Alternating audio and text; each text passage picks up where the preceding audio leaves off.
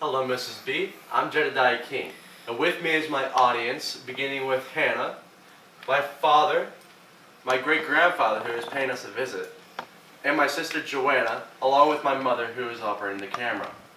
With the pleasantries out of the way, I would like to begin my speech on the colonization of Mars versus the Moon.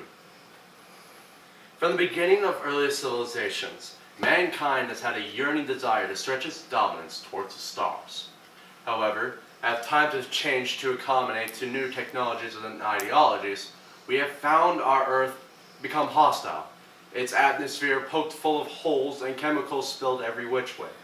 If we were to continue down this path, 1,000 years down the road, we wouldn't be able to stand on the surface without proper tire and chemical suits and other equipment. It is a sad fact, but it is becoming more reality as we continue. So, we seek a solution to this problem, and most of you will stretch out to the Moon, which is our closest celestial body. However, I say we should go farther than that, to our closest brother, Mars. Here's why. The Moon, to put it simply, is deadly with a capital D. According to Luc Rinaldi in his document Colonizing the Moon, he reveals that the Moon has, quote, freezing 14-day nights that dip to negative 200 Celsius, and equally long days that reach blood-boiling temperatures of over 100 degrees Celsius. Now, for those of you who don't use that system, let me put that into perspective. The human body can only withstand up to 37.5 Celsius temperatures, which is around 130 degrees Fahrenheit, before suffering heat stroke, and many will die at these temperatures. On the freezing end of that, the coldest substance we can make is liquid hydrogen, which only reaches to negative 423 Fahrenheit, as opposed to the Moon's negative 424. That's cold. And in fact, it is so cold that it freezes on impact of its release. And for many, that will say, it's an easy solution. After all, the astronauts did it when we put them on the Moon. However, most of you won't realize, but they were only up there for 3 hours. And the substances required for that were brought along in the capsule.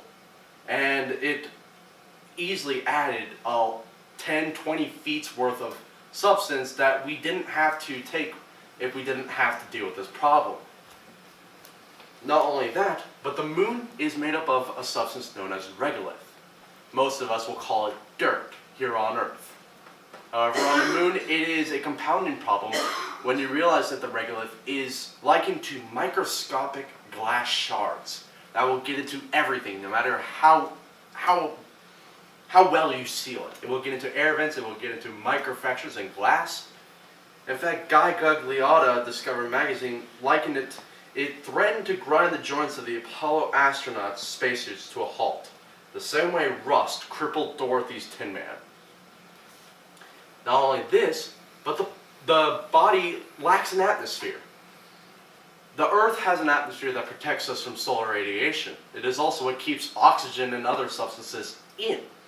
But if we were to go on the Moon and produce oxygen, it would go freely into outer space, the nothing. And also, the atmosphere, or lack thereof, will leave us constantly bombarded by radiation day after day, week after week, year after year. With the Moon safely ruled out as an option, where does that leave Mars? Well, Mars is very much like the Earth in the fact that its core is still volcanic. It is the very fact that it is volcanic that we are able to use geothermal engines that reap heat and electricity that power lights to different colonies. And that is not the only option. It has an atmosphere, mostly made up of CO2 and nitrogen and argon, but it is because it is made up of CO2 that we are able to ship a relatively light substance known as liquid hydrogen up there and convert it into magnesium and oxygen. 2 options down. But where does that leave food and water? Well, most of you will probably see this, but the movie Martian takes this problem tenfold.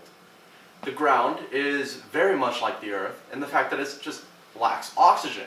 And if you were to provide oxygen, you're able to grow potatoes or other simple items that will eventually cultivate the ground to make other plants.